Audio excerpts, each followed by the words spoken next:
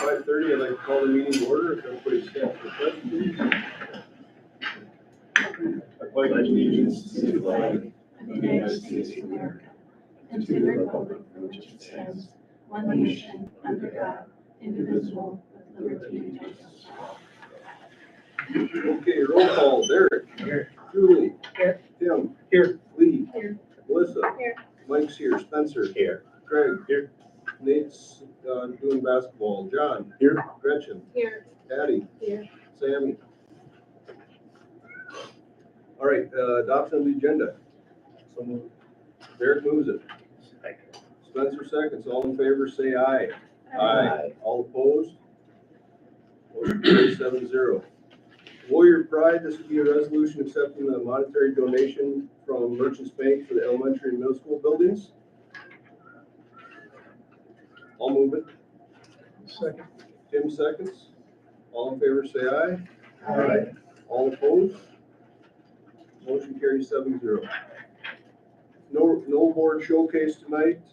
Addie, you got anything for the students report? I only have a few things. First thing I have is that the One Act play is gonna be performing later this month, and then the BPA competed at their regions, and there's a lot of students from our school going to state this year. So. Cool. All right, thank you, Addie. And public comment, Greg Hoshite and Carl Fricky are here to address the board. Thank you. Thanks for giving us a few minutes tonight.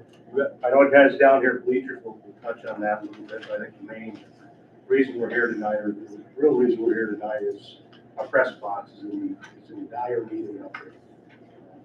Our press box, just to lay it out for you a little bit, it's one level, and in that level, there's also stairways that go up to the top, on top of the roof, where coaches, the camera crew's up there, the opposing coaches, crew is up there. That takes up 40% of our press box, okay? Comfortably in our press box, you can probably get 6-7 people. Craig, you've been up there as a scorekeeper, you can attest to this.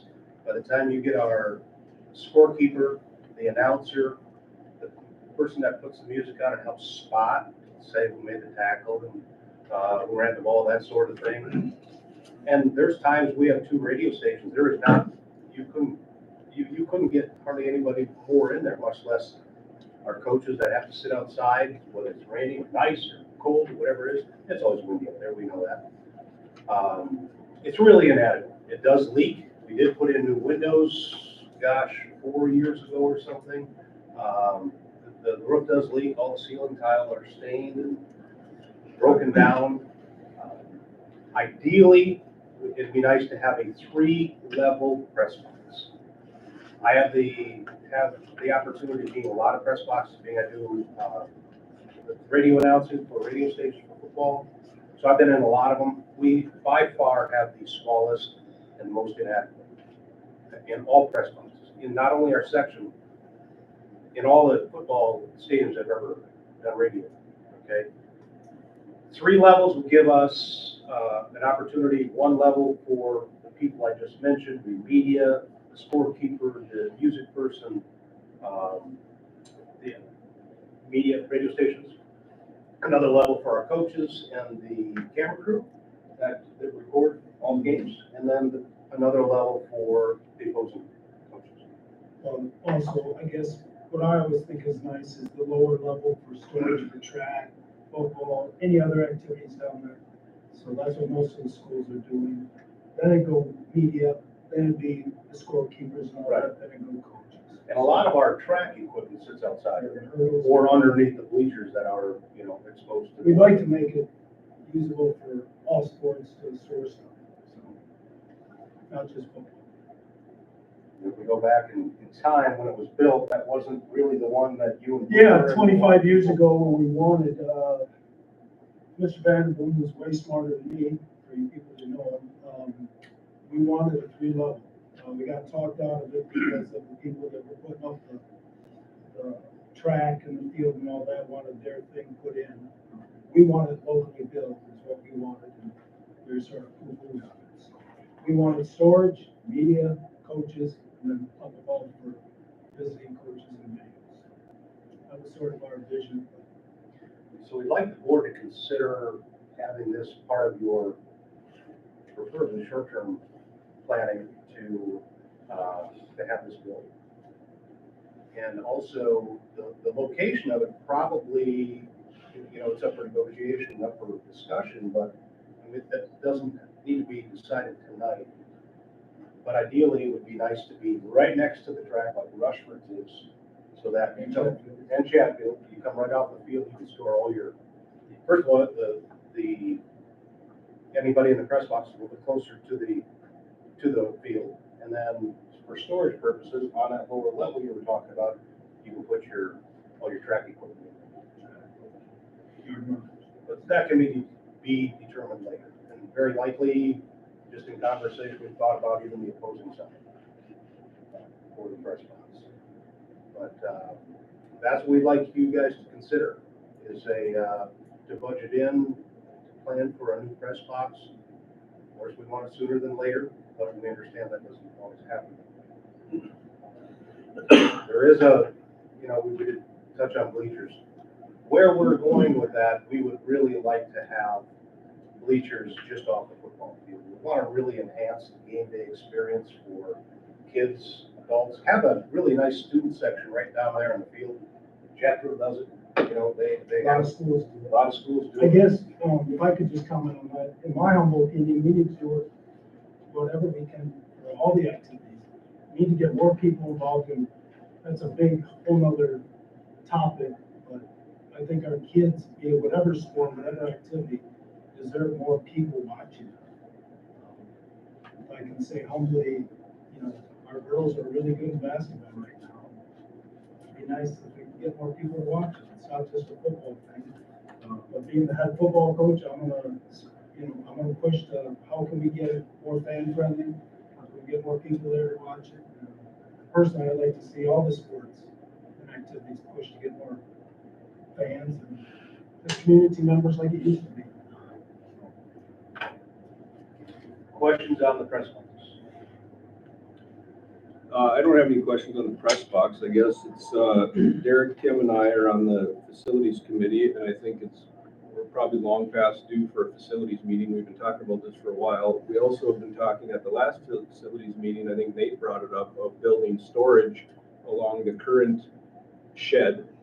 Individual storage units essentially would roll up doors in the current shed. Now, if we're gonna spend money on that, wouldn't it make a whole lot more sense to use that money towards something like this, so we're killing two birds with one stone. But I think that we'll get a facilities meeting set up here shortly, and we'll address this. And is this something that would have to be worked into the long-term facilities plan? If Probably. New construction won't be okay. it wouldn't be eligible for that. Because it's either health and safety or deferred maintenance, which means you're extending the life. Okay. So fixing the old part, yes, but adding on. no. Okay. All right, fair enough. Well, regardless, But do you have costs associated with it? You got a couple quotes, Mike, from California Lumber. when we discussed this last January or July, I guess it was, we went out for bids, and so we have one bid just for a general idea from one company. So we have a ballpark, and I thought I did send that to you guys. I just, Oh, I said- with all of the fires, I don't know how. I hear you. And I hear you. construction materials, Right. are probably gonna be going up. Yep, and I send you that information again, and, yeah, we'll meet and come to a conclusion one way or the other. Do you have something there? No, I know, like they've said, I go to a lot of football games, and I like going to St. Charles, because you're like from me to Greg away. And like, you can hear the guys playing, you can hear the coaches, you can hear what's going on. That's what it used to be up at the old field by the pool, and now you can't. It's like you're sitting up top deck of a US Bank Stadium, and you can't hear nothing, or, you're not involved in the game as much. It's not as good of an experience Yeah. as it was 25 years ago when I played. Now, is it set far back to not walk on the track, right? Well, You don't want people to Coach, walk on the yeah, track. Coach Wade and I have talked about, like, do we need to get, I don't know who we would need, but like to get a tarp to take care of our track, because obviously, I don't want to see our track, Right. tore up. Like a roll-out rubber mat or something put over it to. However, we have that now, because the football team walks across the track to get to the football. over on that. But you're Right, at but I mean, assuming we don't have to put the bleachers on the track. Yeah. If we can keep Oh, that I in a see. grassy area. Yeah, we were just looking to like bring bleachers in the end zone for right now, is what we were thinking about, just to get.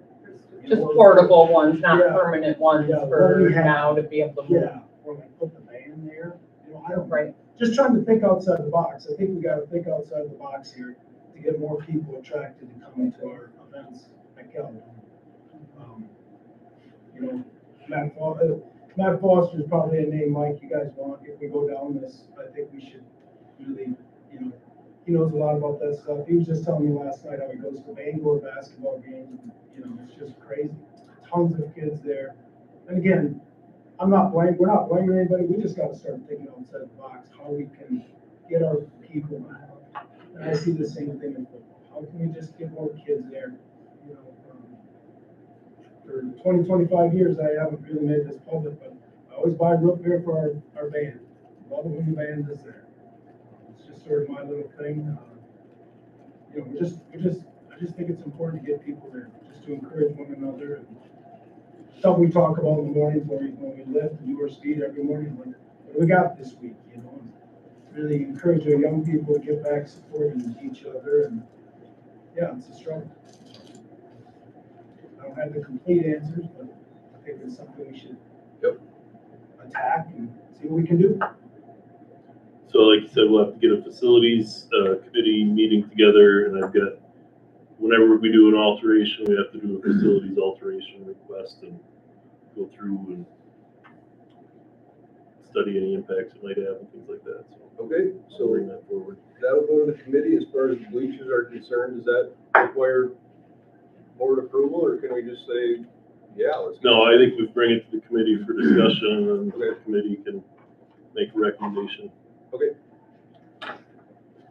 Very good. Sound good, guys? All right. All right, thanks for coming. Thank you. Thank you. Appreciate your time. You bet. Yeah. All right. So that was public comment. As far as the consent agenda is concerned, I thought the long-term facility maintenance got approved. Am I missing something? Nope, it gets approved in July, I believe, usually, which it did. But we had, have a situation with, we were donated a welding table. I don't know what school, some school donated a welding table, which requires ventilation. And we also have the plasma cutter that requires ventilation when you're using aluminum, which we do quite frequently. But they weren't on that, and we want to get this approved by the board so that we can send it to the state, so the state can approve it. And then it can come from the health and safety. So they watched by the finance code, and there wasn't enough built in there, we didn't know about this donation and needing the vents. So now, in order to use them, we have to do those restraints, we have to help the budget, send it to them with the approval, so we can go ahead with. Okay, So got it's 2 hoods is what they need? it.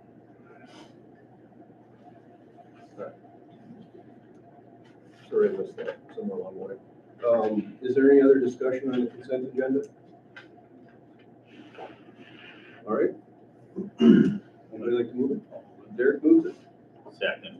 Spencer seconds. All in favor, say aye. Aye. All opposed? Motion carries 7-0. Action items, the 2025-2026 school calendar. Craig, do you wanna? Yeah, we had a calendar committee meeting on the 13th. Sent out the calendar in December to the respective teachers union, the support staff union. They collected feedback and brought it back. The only thing that was changed from the original one, December 22nd was going to be a student contact day, which is weird because it was one day prior to Christmas break. And we figured there would be a question on that. So we moved that to February 13th. So there will be a student contact day on February 13th. Student contact days will stay the same. There'll be an extra day in semester 2, which really isn't that big a deal. It doesn't cause any problems for the elementary. But other than that, same sort of deal with the spring break, similar calendar to what we had this year. Do we So you're still starting Monday after? Monday, yes. And we started, it was a 10 a.m. start this year.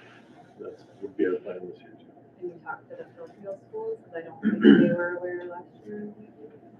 Something was with busing, or was that 2 years ago? That was 2 years ago. Yeah, last year they were certainly aware. Is there any way to start on Tuesday and then figure out Monday how to get that day worked in somewhere throughout the semester? I mean, I know I brought that up. Yeah, semester one would be, it's pretty tight. Can you go half day on Wednesday of Thanksgiving week and then find a half day somewhere else? I can speak like for my daughter being at the fair, she has cash come Monday. She does, I mean, she's gassed. It's long, 5 days of getting up at 5 and staying late and doing everything. When she's got to start school Monday morning, it's most kids that I know are just absolutely gassed from getting to the fair that have animals or activities there.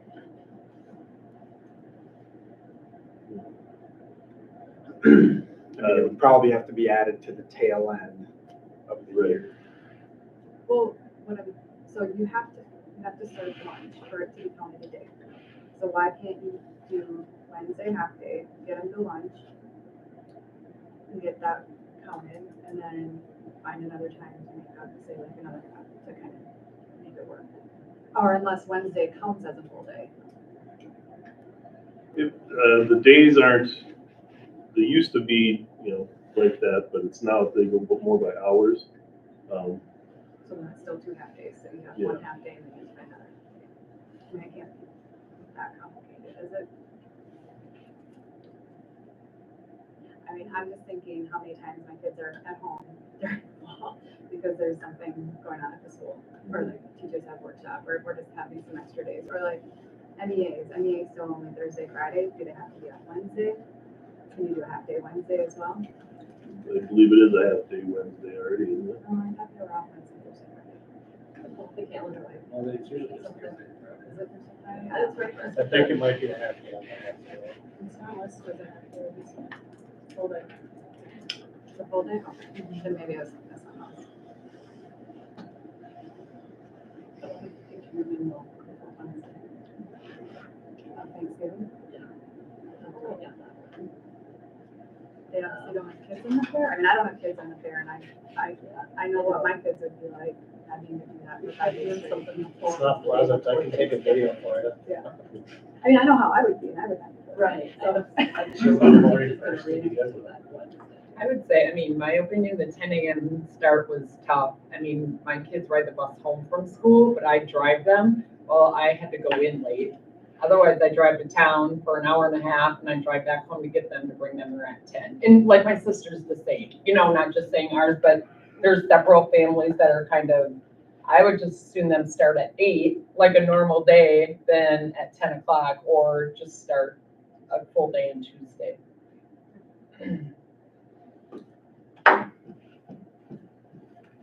What's the ninth?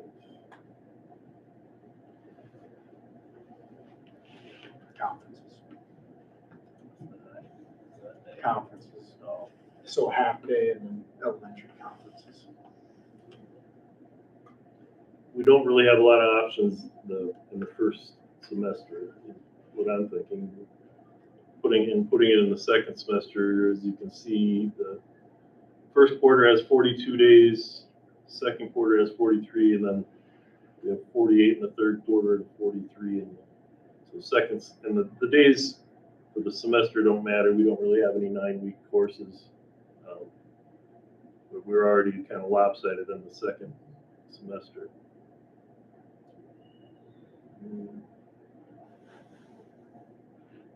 I guess I'm not prepared to say, here's what we should do right now. I don't know. We're just talking about that first Monday, Yeah, just the day after 18th. the day after the fair, yeah.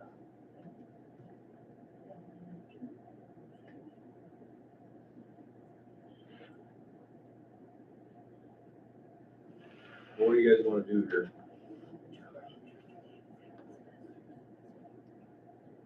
I mean, this comes up every The other time. thing, what happens if we, Barbara was just looking you made December 22nd now another student Sure. day like we had. And then the 23rd became an in-service day for teachers. Yeah, we could move that. Can you show December on the same? Yeah. That would be that goofy one day So- prior to break again, but yeah, we could move that first day to the 22nd, have that be a student contact day, and then have the 23rd be a half-day work day. That's the way it was originally. I mean, and, you know, like, the teacher representatives at the committee, you know, the one day before the break after a weekend, it would be fine, right? I mean, any day, teachers make it work. And I would think, especially the upper grade levels, the older the kids get, the more they're aware of coming back for one day. A lot of kids would probably be called out.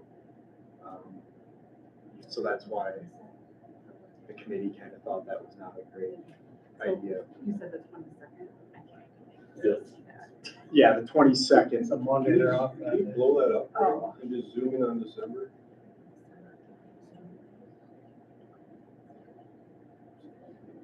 Monday, the 22nd. Monday the You 22nd. can't scroll down. Can you click into it?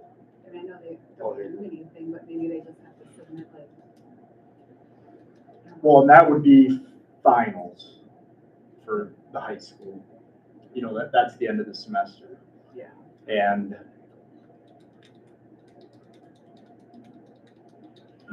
When do they come back to school? Because the first is on a Thursday. They come back that Friday the 2nd? they, No. January 5th, Monday the 5th. So you have 2 full weeks off.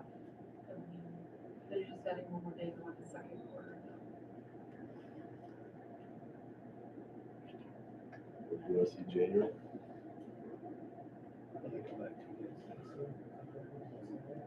They're off Thursday. The first is on Thursday. Yeah, but this year, come back. Yeah, they have that kind of Thursday. Yep. Tough one. Holidays also.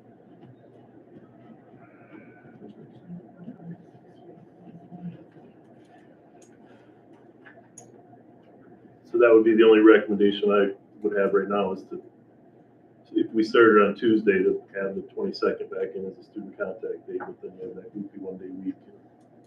Probably trading one bad thing for another bad thing.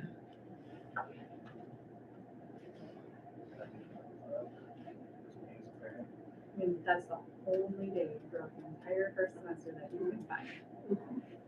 Can't have school on the I mean, September we could 1st. look month to month. I mean, Yeah, you don't want them to come in on October 17th.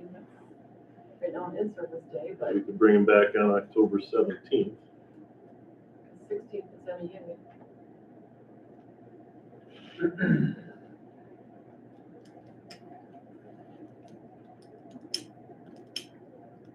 So they're in school full day the 15th?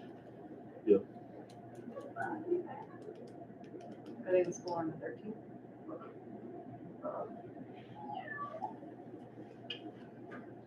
Those are the first ones.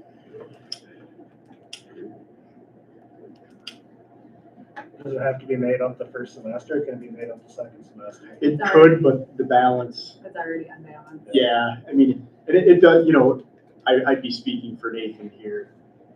It does matter to some degree, because a lot of times you do the same course 2 times in a row, like your electives. You might have one section, one semester, one another. If it gets too unbalanced, it's not ideal for lesson planning and things like that, but, and not just lesson planning, but, finals and things like that. The more even, the better. Now, would the one day absolutely destroy everything? Probably not. What about Wednesday, the Thanksgiving? Like just having it till 1. What was the Because problem? technically that Karen, were you counts. saying something about Wednesday, the 26th? Teachers are very. Did they get about that one? Before Thanksgiving. I know that for all years. I like that. If you had to I guess come back I would, Friday the 2nd. Yeah, I would do. I wouldn't want to make a change like that without going back to the calendar committee to discuss it, I know. Came back this year for 2 days. When you say- On the 2nd, January. People travel for Thanksgiving, so it's like they. But then you're adding one more day and Travel. Second semester, not the That's first. just my That's the only opinion. Does it have to be approved tonight? No. Can you guys get a little No. more Well, creative? I know they're trying to do this schedule. Yeah, I mean, we usually, this is earlier than we typically approved it, but I think we're doing it so they can get going, we can get ready for, I think next we can be school. more creative. That's my personal opinion. So the big issue is starting, the late start on the 18th, is that correct? Is that the main issue here? That- Well, right now, the 18th is a school day. So we Right. start like on. Starting People are at 10. saying to not have it be a school day. But what's wrong with the 10 o'clock start time? Well, it's not really anything wrong with 10 o'clock other than people who have 8 to 5 jobs or Yeah. 8:30 to 5 jobs, you know, one, it causes a problem for an hour and a half. Two, that hour and a half of sleep doesn't make that big of a difference. You're talking like a day of, for these kids that they need a whole day to recover. So yeah, what was brought up is not having school on that Monday because of the fair. Am I understanding it correctly? Yeah, and I don't have a horse in the race too I much don't with it. either, One but horse I we mean- got. Well, and honestly, for me, it's one day. I know that I just had quite a few comments about it, but you're not gonna please everyone either. Yeah. Not everyone's gonna be, you know, if we do the Wednesday like Lee, I get that, but what if people travel for Thanksgiving? Well, now they have a half day of school on Wednesday, now they can, you know, I mean, so it's. Yep. I just You're think giving either it way, like- it's gonna be, What percentage of students are involved in the fair that weekend? You know, that's worth. I would say considering, more too. than you would think. Quite a few. Yeah, And it's There's not kids just, that are from, like, the Clover Buds, they call them, are like 6, 7-year-olds all the way up to seniors, and there's a lot of them in that 3rd grade, 6th grade range that are in the fair that I've seen over the years. But those kids won't have school either, they'll have the the elementary conferences. doesn't have Yeah, school, it's just true. like. So we're talking 6 through 12. Yeah. Or 6 through 12. Those 6th graders, they go, you know, wrestle on a Thursday. Yeah. And they get home I'm picking them up at 11:30 at night. Right. And everybody expects him to be at school at 8 AM. So why don't we start at 10 o'clock for the wrestlers and the basketball players? I mean, no, I'm just spitballing. Personally, I think we should start at 8 o'clock, and sometimes you don't get a whole lot of sleep, and that's the way life is sometimes. Was that the only reason for the late start? Was it the fair? Is that, I don't recall that. Well, it's Yeah. because they have to stay at the fairgrounds until a certain time. Yeah, they Otherwise, can't they release get their disqualified. stuff till, I don't even know if it's late on Sunday, unless it's hot, like it was 2 years ago, then they did an early release, but they gotta be there till like 6 or 7 that night. And they gotta clean out their stalls and whatever they got going on. Then do they turn around and go to the state fair after that? And then they turn a little sicker. And it's really a problem just for the Caledonia students because we start so early compared to other school districts. Other school districts don't run into this problem because they don't start 2 weeks before Labor Day.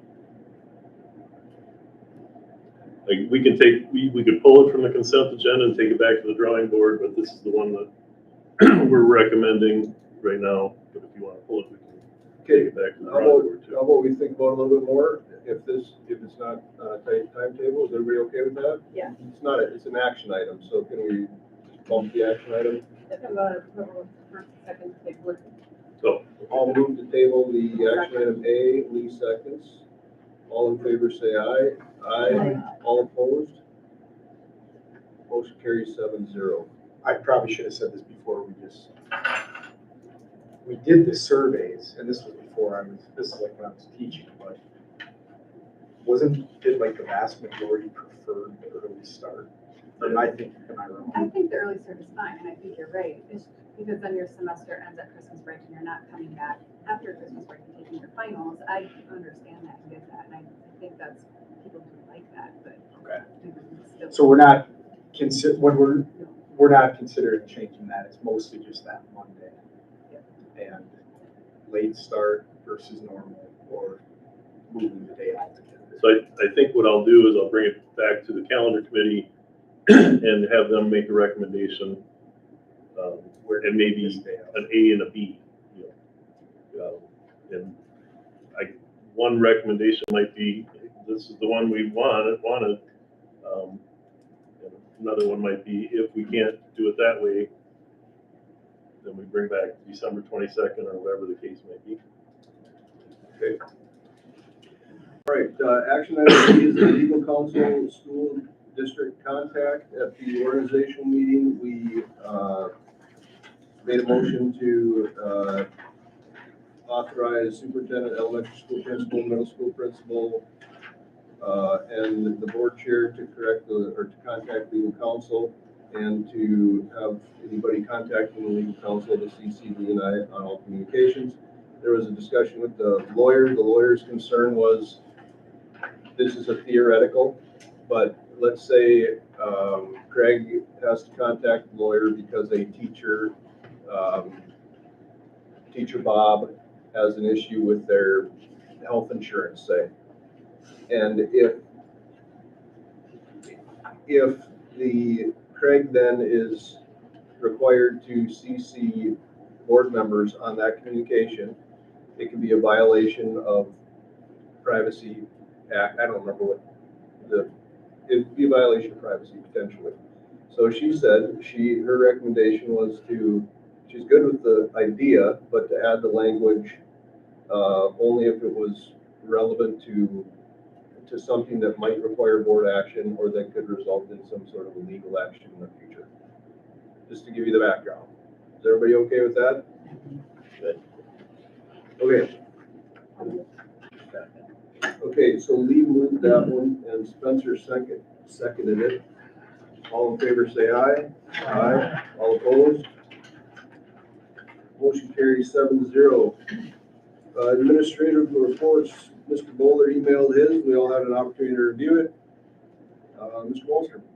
I do have one thing I'd like to share. I'll be as quick as possible to not drag a meeting along, but so two things I'm gonna share with you are some reading data scores from our iReady assessments at the elementary, and then the math ones. And just so a little background knowledge, we do iReady is an assessment we use at the elementary school to measure where students are at. It's similar to testing kids with an MCA.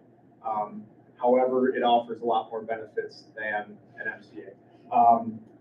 Each dot represents a classroom teacher, or for 4th and 5th grade, it's the entire grade level. The reason it's the entire grade level for 4th and 5th grade and not individual teachers is we are departmentalized at those grade levels. So for example, 5th grade, Mr. Haybison teaches all the math. And Mrs. Engen teaches all the reading. So the 5th grade dot on here is Mrs. Engen. So we don't have to break it up like that. So simply put, what you're looking at is this. This is a nationally normed assessment. iReady is, if they're not in every state, I would be surprised. They're a very large assessment organization. So when you're comparing individual students and classrooms to their data, you're looking at the whole country, which is really cool because it gives you a good measure of where you're at. There's 4 quadrants on each one of these. On the left half, I tried to draw a red line, and Mr. Haybison, he's our data coordinator for the elementary, him and Miss Lindsay Meyer. So they helped me with this, but I went ahead and tried to do red lines here. So over here, you see low performance, low growth. That's this quadrant. This is low performance, high growth, high performance, high growth, high performance, low growth. So basically what it's saying is this. The middle here is average compared to the national norm. Performance simply means how much do the kids know. So like on an MCA, that would just be high score shows you know a lot. Growth is where it gets really cool. And this is where iReady offers something insight that MCAs and many standardized tests don't. The growth is relative. So we know from data, a student that comes in with that would be high performance or knowing a lot, you generally don't see as much growth, and the data shows that, right? They already know lots, so without enrichment opportunities, that student might not bounce as many points up. But it's broken down by each kid. So I'll keep it a little more simple, but you can see the growth is where we excel, which is really worth highlighting. The performance is important, but we're not only having kids come in with pretty high performance, but those kids are growing at a much higher rate than most other kids in the country. And if you see this as a scatter plot, this is impressive. I mean, we're talking, for reading, we are in the highest range you can be for growth. And we're already on that high performance side. So what the data tells us when looking at this reading is our kids are coming in knowing a lot, but we're challenging them, and they're growing more than most kids in the country that come in at that same benchmark. So that's really cool to see. You can break this data down by student, by teacher. It's very useful. Teachers use this to guide throughout the year. It's why it's better than MCAs, and MCAs are great. We look at it, we use it to some extent, but this is much more insightful to actually guide our education. And I don't know, have we ever talked about iReady as a board? We have some. Okay. The main reason I wanted to show this is we talk data a lot, but I wanted to highlight an opportunity to show how it gets used. iReady is in the process of a study with Minnesota schools to try to align their assessments as indicators for MCA performance, which is really cool. So you can see how they'll be aligned to the Minnesota standards even closer. So then teachers can use that iReady assessment not only to inform their curriculum, but it should also increase MCA performance as well.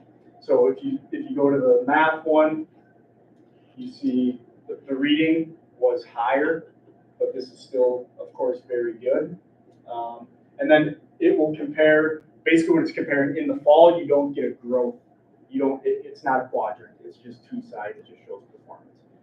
The spring, we do it 3 times a year. The spring one it'll show growth, but it compares growth from spring and fall, not winter. And you probably could look at that, but generally speaking, these dots or classrooms or grade levels can see that their growth is below, and a lot of times they know why. It might be because what's being assessed, they might teach that part 3 weeks after the assessment. Like I've talked in personal conversations with some teachers, like, yeah, that'll bump up though because I haven't got to this unit yet. And but hopefully we see, to me, the growth is more important than the performance because, people can move into the district. There's all sorts of factors that a school can't control, but what we can control is growth. Like wherever kids come in at, we want to have them grow more than average because that means the teaching is better than average, right? And the school is better than average. So, and of course MCAs and just your general tests are always important. I'm not saying that, but I really like using this as a tool for us for that growth aspect. So what does every dot represent again? I mean, I understand the high performance growth stuff, but like you're saying it's one class, one grade per dot? Yeah, so when Mr. Haybeisen helped me do smaller dots, so like when I pull up the diagnostic website, I can break it down in a lot of different ways. So you can do just grade level if you want, so then there would only be 5 or 6 dots on here because it's by grade level. You can break it down by teacher, and then there would be more dots. But if you're confused at why some are grade level and why some are teachers, once we departmentalize, that means kids change classrooms for subjects. So in 4th and 5th grade, Mrs. Engen teaches ELA and social studies. Jake does the math and science. So when we look at this, we don't need 2 different dots for the 2 teachers because at that point, we know Mrs. Engen is doing all the reading and Jake's doing all the math. So we don't need 2 points on there. But so this is a mix of both. 4th and 5th are represented by 1 dot, but all the other dots are individual teachers. Can you go back up to the reading one for a second? So that's, that could be 1st grade through 5th grade.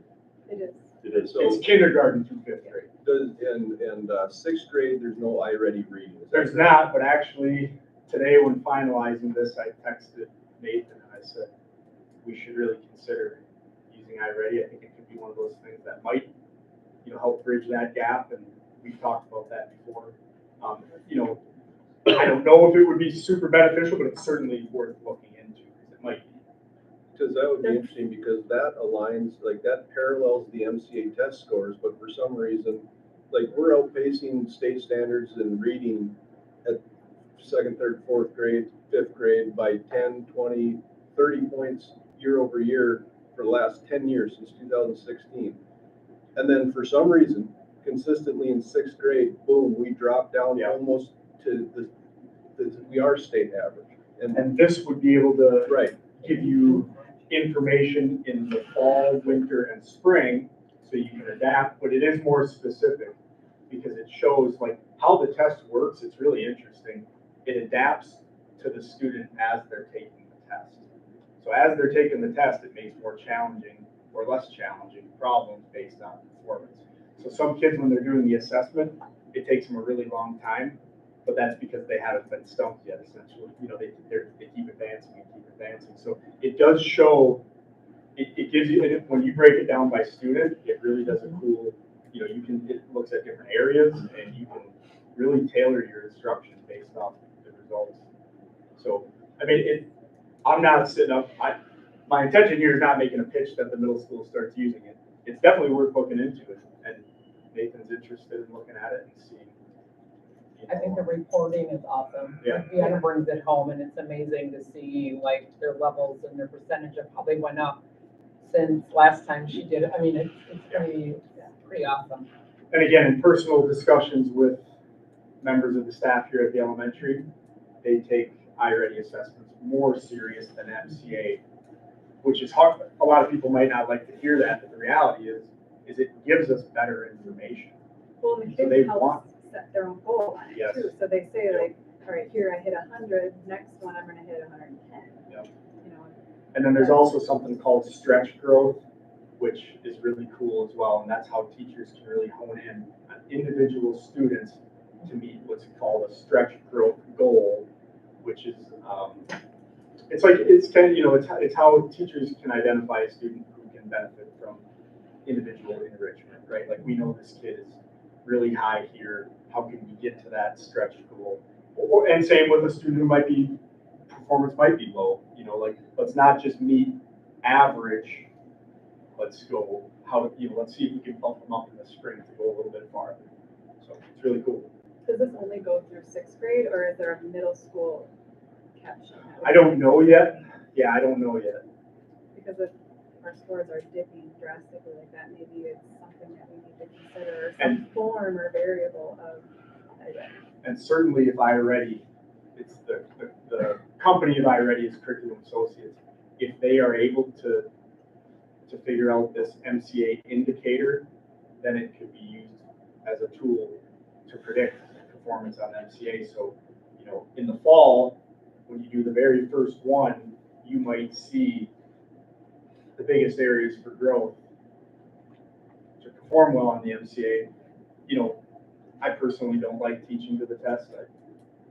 This would be me on a soapbox here, but I don't want to be hung up too much on that. However, it does align with our state standards, and if we believe in those standards being good for challenging students, then it would be a good indicator for us.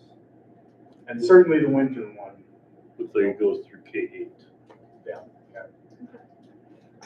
And then iReady does have curriculum, reading and math as well, that goes with this. I don't know if that goes through 8th grade. Reading curriculum is a whole other topic right now, just in lieu of the READ Act and approved curriculum and stuff like that, but pretty cool thing. Yeah, that is interesting. Is that Yeah, I wish I could break it down even more, because I'm telling you, when you look at individual students, it really shows a lot of cool stuff. Is that a curriculum committee discussion, maybe, to look at the middle school iReady program? Well, I just added it to our goals. like one of the things that we should work to a conclusion and make a determination. So, and I'm probably not gonna be here in February, but in March, let's plan on going through all these goals and we'll try to assign some of this stuff to specific committees. So that, to me, would make sense in the curriculum committee, would it not? I think so. I mean, if it's curriculum and not the assessment, I'm not sure. The assessment tool is just essentially something you purchase. Yeah, but the adding the higher reading to higher grades would be something the curriculum committee would have to correct, or no? The curriculum, not so much the assessment. You probably have to Yeah. work with the. But the curriculum, yeah, the READ Act has there's a lot of things right now going on. So are you saying the sixth graders, seventh graders, they could take the assessment, but not, we wouldn't have to purchase curriculum for those grade levels? Is that what you're saying? Correct. I'm almost 100% sure. Oh, okay. Yeah, you don't have to. I always like to look and know the answer for sure before I say it. I don't think you're required to use the curriculum to get the assessment tool. I probably have to pay for it. but- You do, you pay for the assessment tool for sure. But then you still have to build in your curriculum to like make your goals, because then you have your fall, your winter, and your spring testing of it, or your assessment. You still have to have students set goals to hit those. And I think the curriculum associates, I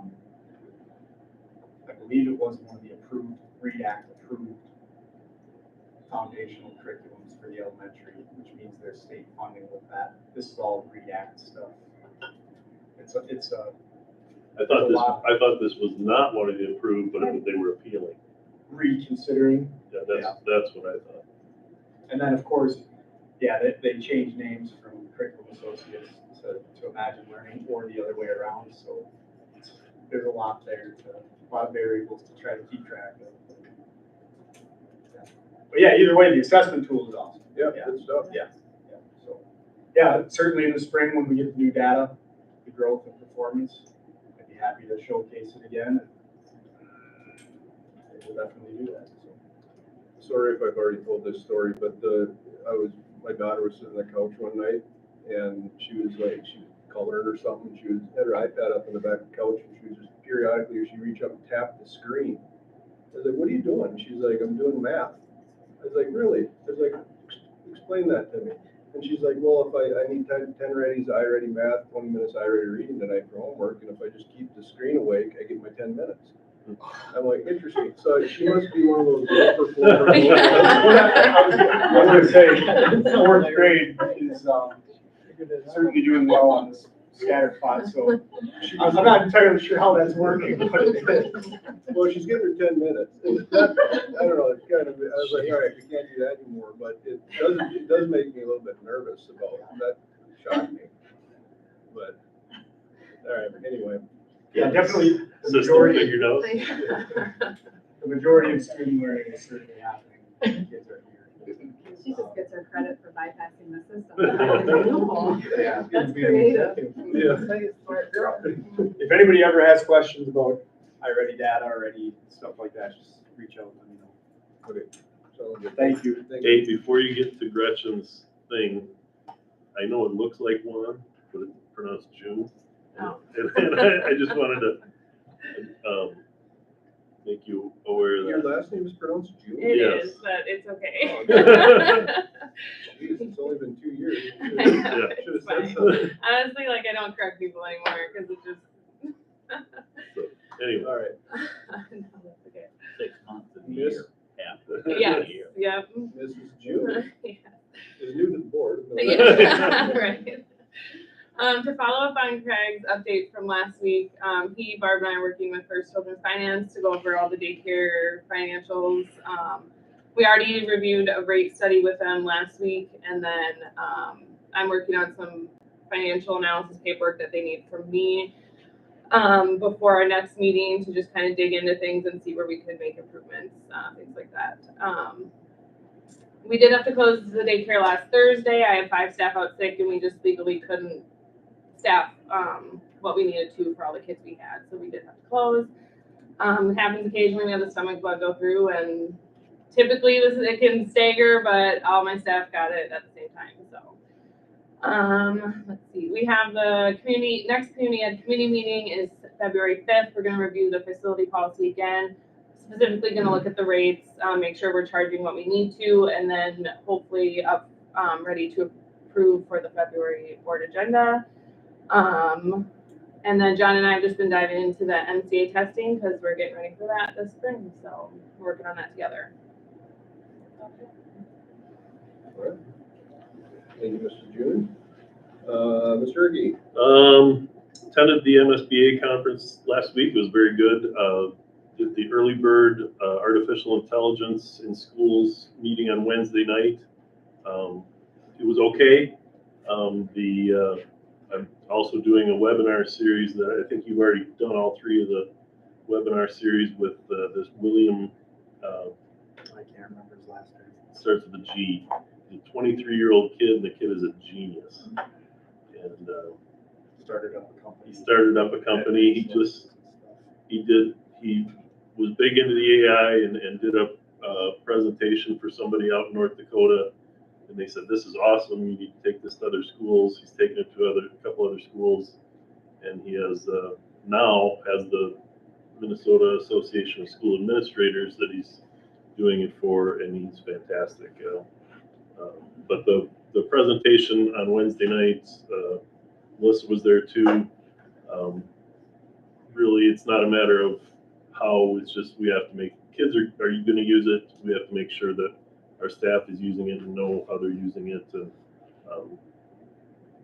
anyway, the other webinar, I attended the second of the 3-piece webinar series today, and it's really good. So that one, and then the keynote speakers were very good. The one on Friday, I was telling Melissa and Spencer afterwards, I was gonna kind of sit in the back because it was a skateboardy looking guy with a bunch of tattoos and a flat brimmed hat, and I'm just like, this is probably not gonna be in my wheelhouse. And I told Eric Enger from Plain Village Millville, I said, I'm gonna sit in the back because this guy isn't any good. I'm gonna bail out of here.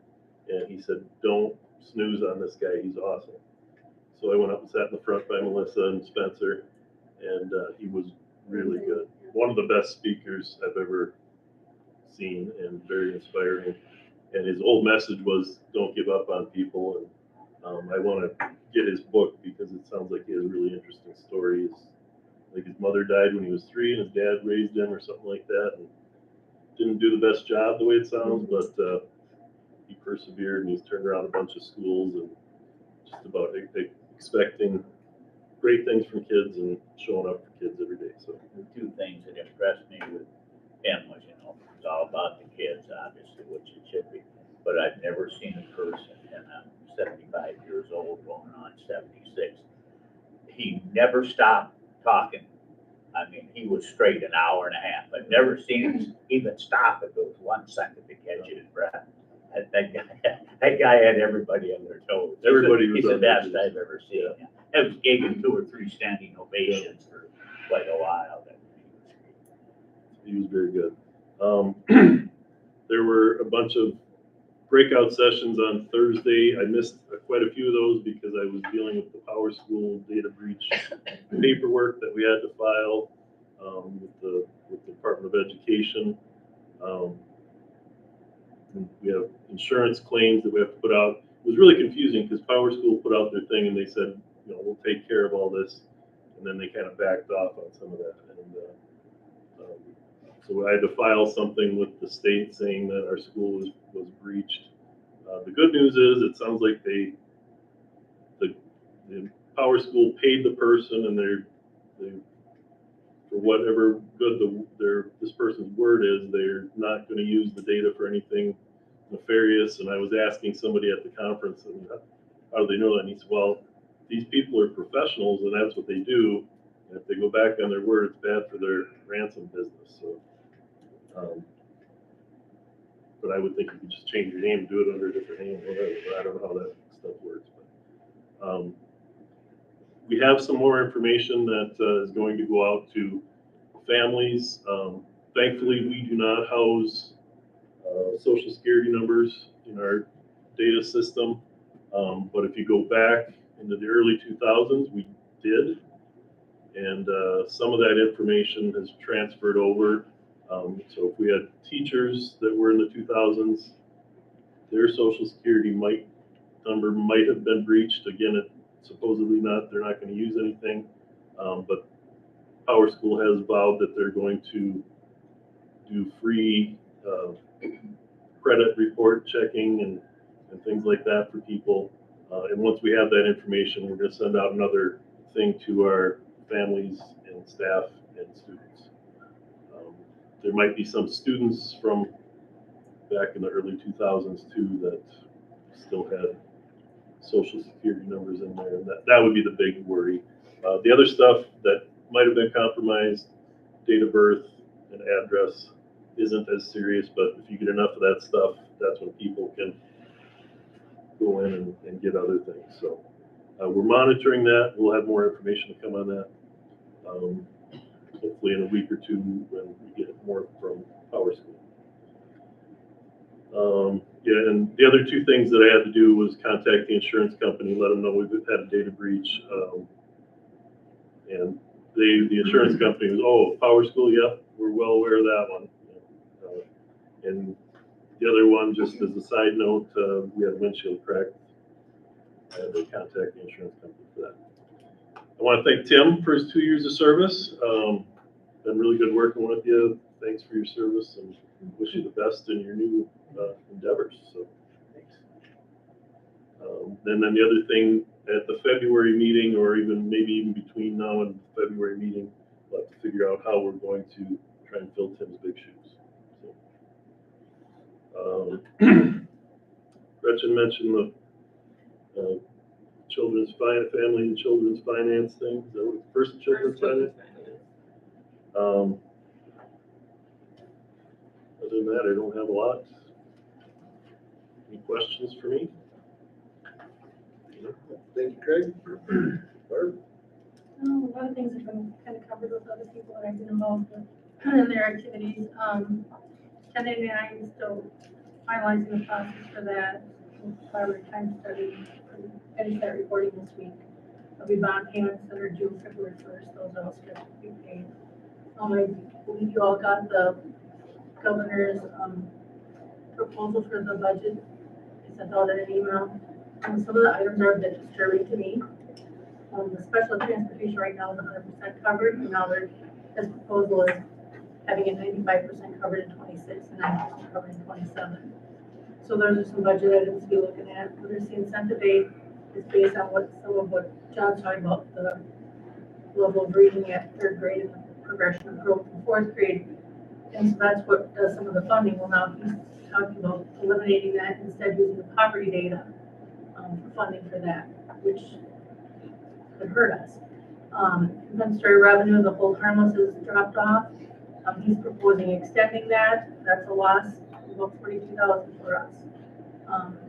One of the things that will directly affect us, but he's talking about eliminating the non-public funding. So right now they get nursing services, counseling, and something they create in textbook revenue, and that looks like he's proposing to eliminate that. And that would affect our non-public schools. So there'll be more information coming out. Right now, Democrats not showing up. There's a whole lot going on. But when they do, I get a Maslow reading, which this is, and you guys get the MRA, and sometimes they match up, and sometimes we'll have a little different information or more or different stuff. So I'll probably keep you updated on both. So at some point, we'll probably need to be writing our legislators and saying, here's what we need to see happen. So keep you updated on that. And along those lines, I think it's January 31st, I'll be attending the legislative breakfast forum in Cannon Falls, and anybody that's available that wants to go certainly can come with me. And I'm actually presenting on the unfunded mandates with a couple of other superintendents. That's the 30th? 31st, I believe, but I'm not positive. Oh, and I also want to thank Tim for his service and his snacks over there. Yeah. Oh, Yeah. and then dinner. All right, thanks, Barb. Old business strategic plan, I don't have an update on that, unfortunately. But we got that goal 3 left that we gotta get finalized, and, we're, getting down to crunch time now. We're into this thing 2 years, right? So we got time, but better sooner than later, right? Yeah, we're making good progress on a lot of things, and that goal 3, even though we don't have it really squared away, I think we did a lot of things last year, and we had a lot of things lined up and ready to roll, so I think we're looking good on that. Yeah, just a couple more things, and then at least we got the action plan all done, and then it's just a matter of implementation. So we're getting really close. Anybody else have anything to add on that? No new business, board member reports, Melissa? Just MSBA conference. I can't recommend it enough. Like, every time I go, just even from a personal, it's just so encouraging. The speakers are top notch. I did go to a bunch of breakout sessions. I did the legislative update, which was, I mean, I think you guys read it, but to hear them talking about how ridiculous things are right now, it was just rather interesting. Went to a committee. The little school district does their committee meetings a lot different because they're huge, so it was interesting to hear their perspective. Went to community ed breakout session. And there was an organization that was there that talked about how they have, their job is to compile data of what happens to students that leave the district, and it's free. So I've grabbed all their information. I haven't dived into it yet, but I thought that might be something that would be useful to our district. So yeah, lots of good information. Very, very encouraged walking away. Exhausted, but yeah, that's all I have. Thank you, Melissa. Tim? Well, just thank everybody in the room. I've worked with, talked to most everybody here, that is both staff and board. And it's been an honor for me to be a part of the community, not having grown up here, but kind of coming into the community and learning about it directly and getting in with my hands dirty a little bit was good. And it's always nice to get involved. We're looking forward to the next chapter in our lives. Dana and I she'll retire in 3 days. We bought a home in Tennessee. We close on within a week, and then we're putting our house on the market. So if anybody's looking for a nice small 4-bedroom in the middle of town, here it is. But that'll go on the market in about a week to 10 days. And we don't know when we'll move. It'll probably be March. So we're packing and painting and doing all the stuff we need to get done. So. But it's been great working and being involved with kids, teachers, administrators. It's, you know, I think the thing I came into it with was I really wanted to do things with school safety issues and anti-bullying issues, and I think we've cut into some of it, but it's a never-ending battle. And sometimes you just don't have the money to do everything you want and or would like to see the school do for the safety of the kids and the teachers. But you know, you try to bring ideas to the table and see how they pan out. So, but I appreciate the opportunity to do all that I've been involved in. So thank you. Thank you. And thank the people that voted for me. I hope anybody that said, well, he's been there 2 years, he should serve us 4. Well, life changes and you move. So anyway, it's been fun. Julie? I don't have anything. Okay, Lee? I don't have anything, just thank you, Tim. Spencer? Yeah, and I went to the MSBA too, and like I said, the two people were great, some of the best I've ever seen. Probably my most enjoyable conference because I hadn't been to negotiations for a while, so I went to that breakout session after we got through with the main speaker there, before the main speaker that first day, and then the second day was totally awesome, and then the 3 breakout sessions, legislature. And like I say, Melissa summed it up best. It's an 8-letter word, gridlock. So you're not going to get much done this session. I'd like to know what happened to the 17.1 billion that the governor surplus gave away, and now we're in debt. So Lunches. That's a big part of it went to those free lunches. yeah, right. Yeah, and then The second one I went to was, on the head legislature, and then we have the MSHSL. They just went through everything, and then like the gal handled probably as good as I've ever seen. The third one was, and you couldn't get in there. Everybody was in a hurry to get a seat. It was packed. It was in parent complaints with coaches, athletics, the whole ball of wax. In fact, one person was so in big a hurry to get there, I made a scene because she stepped on my big toe and that thing split in two. And yeah, I cried. Geez, that's my big toe. But that's beside the point. It wouldn't be the first time I made a fool out of myself. So, but anyway, one thing that, and then she stayed. She went till her last minute or two, and she says, "I'll have individual questions now." She went through everything, so nobody got to go over their complaints. So anyway, the thing that I found out, I didn't know, if you're gonna non-renew a coach, it has to happen within 60 days of the last day of the season for that coach. That young man there had one of the best coaches in the state of Minnesota, Paul White, and then he became a principal, just like John. So if you see some good teaching candidates that have a wrestling background, maybe you can look out for it. Yeah. And, so anyway, so, but that really took him by surprise.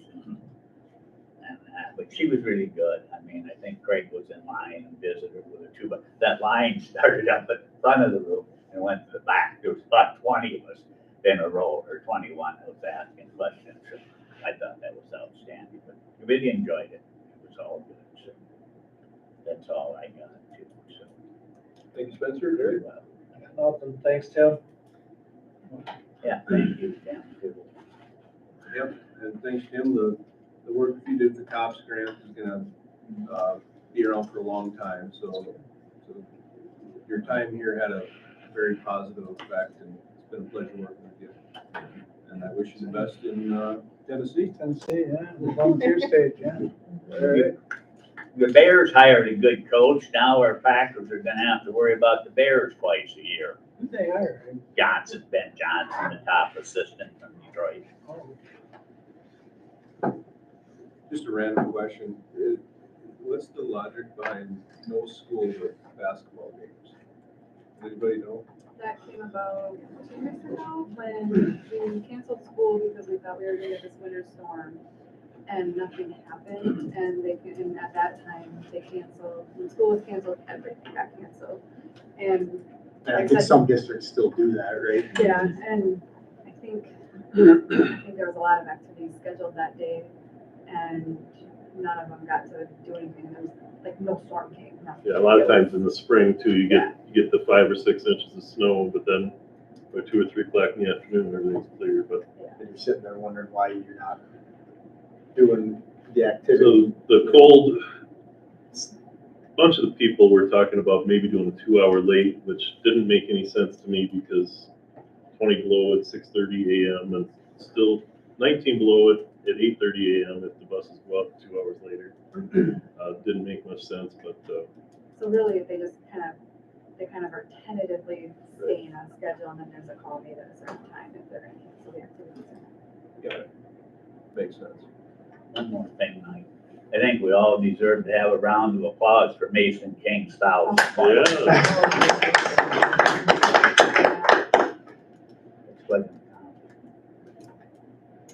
All right, good stuff. Okay, so at this point then, we have 2 options. We can either keep the meeting open and ask everybody that's not on the board and Craig to leave for the biannual superintendent evaluation, or we can close the meeting. If we choose to do that, we're gonna have to record it and keep that recording for 5 years.